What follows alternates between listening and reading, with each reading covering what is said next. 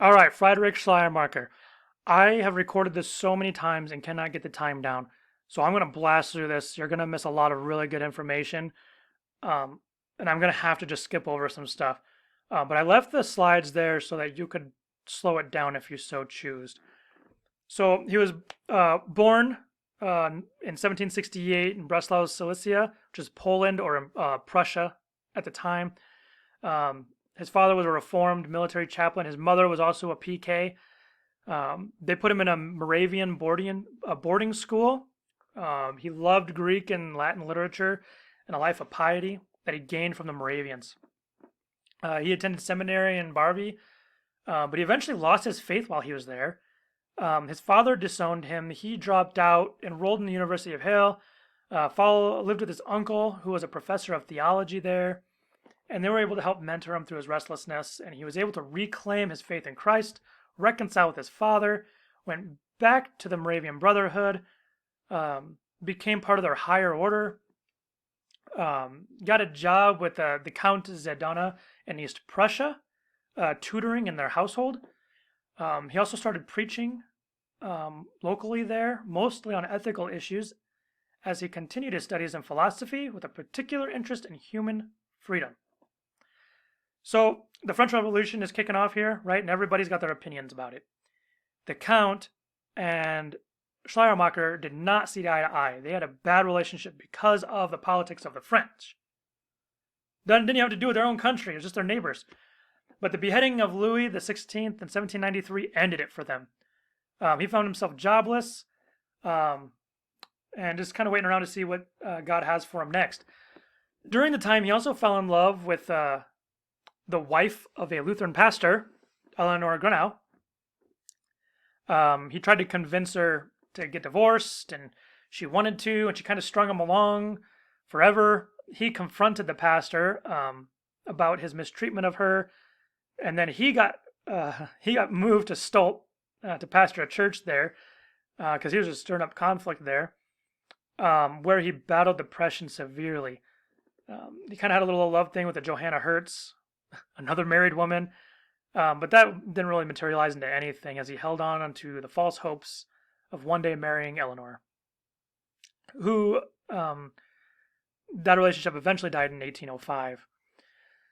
So he was going to take a job in Germany because he was going nowhere in Stolp, but King Frederick Wilhelm III in Prussia, the Prussian king, sought to keep young intellectuals in Prussia because they kept going to Germany where the opportunities were. Not only that, but he was Reformed and his wife was Lutheran, and they weren't allowed to take communion together. So he saw Schleiermacher as a good ally to unify the church. And so he put him in the theology faculty at the University of Halle in a Reformed position. Now, this is a Lutheran university, so he was not warmly welcomed. And he was there for 2 years before he was even able to take the pulpit as part of the theology faculty at that. That was like in September, I believe, and by October, Napoleon-led French invaded Prussia, entered Halle. The French took billeting in his apartment, took his money, his watch, shut down the university. The king fled, and he stayed there jobless until 1807, where he finally wrote to a friend, "I cannot accommodate myself to this government and must live under a German prince, so long as there is one." And he left for Berlin. That same year, 1807, another good friend of his died, and he began corresponding with his widow, with his wife, pastorally. And that her name was Henriette von Willich. They eventually got married in 1809. And in that same year, he became the pastor of a Trinity Church in Berlin, which is called Dreifaltige Geizkirche. Yep, Dreifaltige Geizkirche. Founded in 1739 by King Frederick Wilhelm I. Ironically, it was a unified Reformed Lutheran mix of 12,000 members, and this was his last pastorate. He pastored there until he died. He was a true romantic in his theology. He defined religion as the feeling and intuition of the universe, or the sense of the infinite in the finite. Later, his definition changed. He dropped intuition out of it, and so just leaving it as faith was merely a God feeling. It was the feeling of the presence of the infinite within a person. And that all persons had this, not just Christians. He preached, hear this, you'll love this, he preached that all persons were endowed by their Creator with certain inalienable rights of life, liberty, and the pursuit of happiness. Weird, that sounds really familiar. As it ought to. It was only 25 years ago from this point that the Declaration of Independence was signed in America.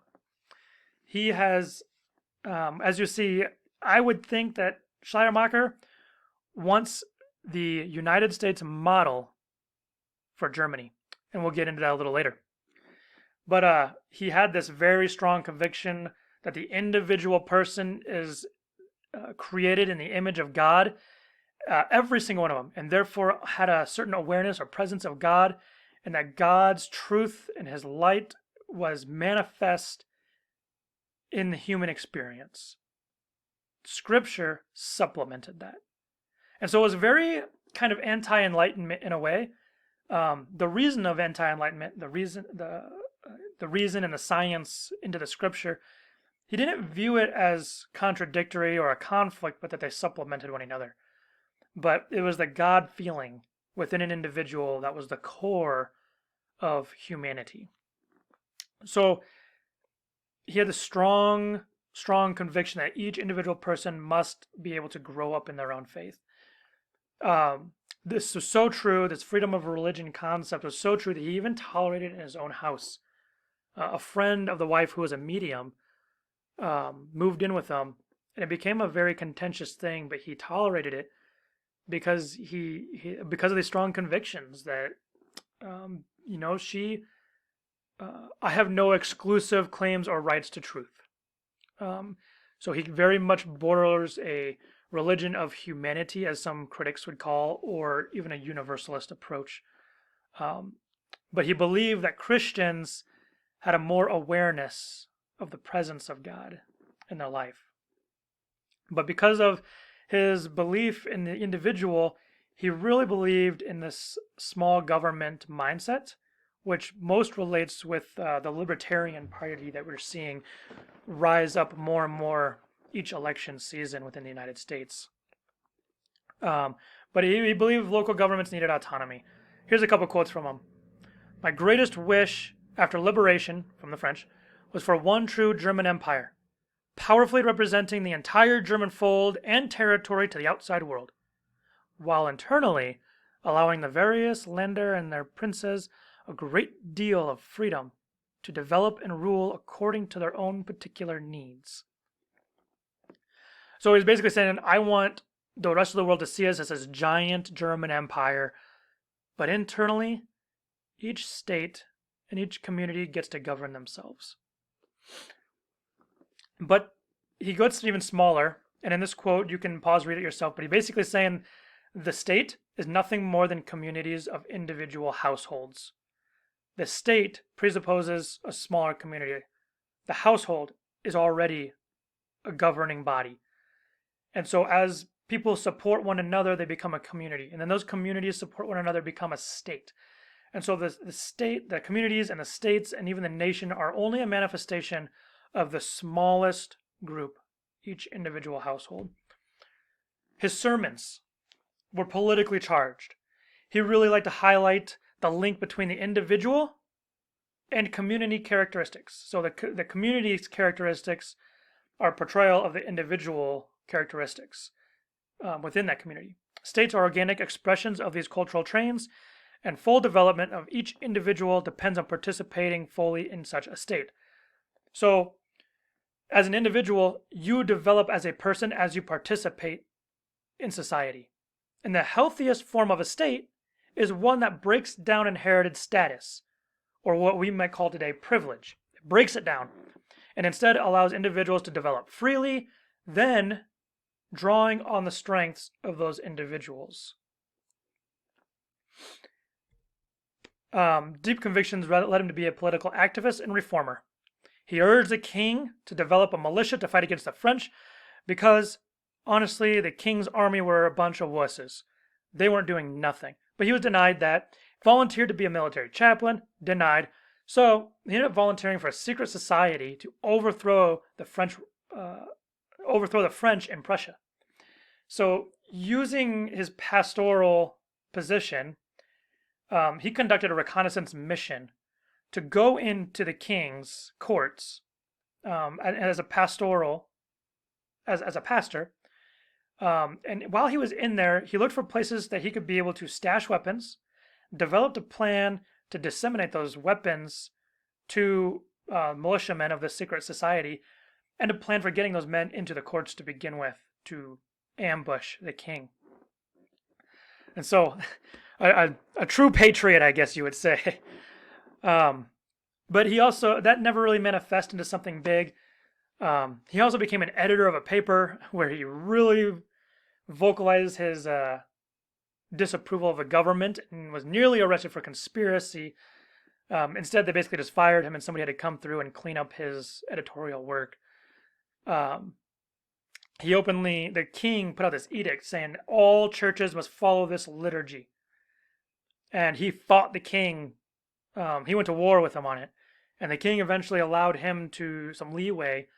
But he fought for every individual church to have the freedom to worship however they want. Because the local community is the only true expression of the individuals in it. And individuals need that freedom to express themselves. So his legacy. Man, so much I didn't get to tell you. Okay, so he is known as the father of modern theology. So he was a part of the World Council of Churches. I guess he wasn't a part of it. He was a great influence in it. The Edinburgh World Missions Conference, the Amsterdam Assembly, the combination of the World Churches and the Vatican Council. He led the unification of the Anglicans, Lutherans, and Roman Catholics with the Council of the Church Union. He wasn't directly a part of these because he wasn't around then, but it was his theology that motivated them. His liberal theology paved the way in the 19th and 20th century Christians to turn away from the idea of a personal relationship with Jesus so that he could lead more towards a communal sense of salvation as the process of creating true human beings by removing dehumanizing economic or racial oppression, ethnic bias, and people were saved through political, social, and economic change. So salvation was a social and political rather than, it says political, but rather than a private matter. Christianity's access to God and exclusivity became less unique.